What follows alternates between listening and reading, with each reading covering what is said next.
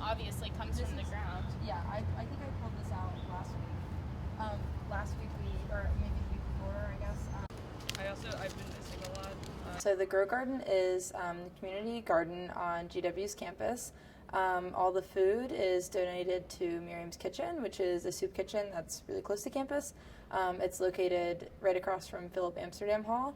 And there are 2 garden managers who just do the planning. They decide when and what to plant, just basically based on the seasons. They water and weed and make sure that everything's going well, and they recruit volunteers to come and help manage the garden. My name's Olivia Murphy. I'm a sophomore majoring in human services and social justice with a minor in sustainability. I've been volunteering. I'm a GW student, and I've been volunteering at the garden for about a year and a half now. The GroW Community Garden has been on campus since 2009, and it was started by students.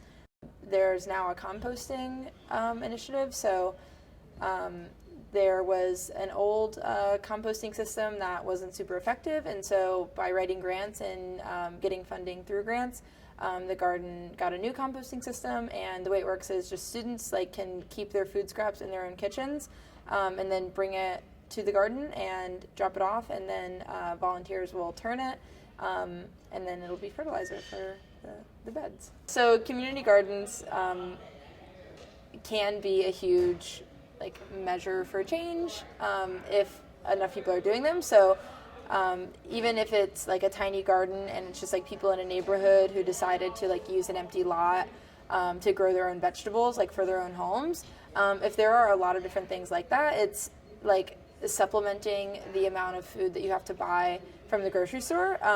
And also, of course, community gardens are fun, and it's a way to connect with people who live near you and understand, obviously you learn a lot from having to plant and grow and maintain and take care of your own food.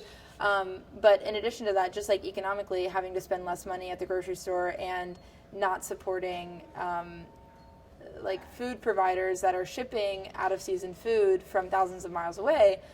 On another note, it is really meaningful for people who live in the same area to get to come together and talk about food and talk about growing and talk about sustainability. Yes, come farm, eat the food.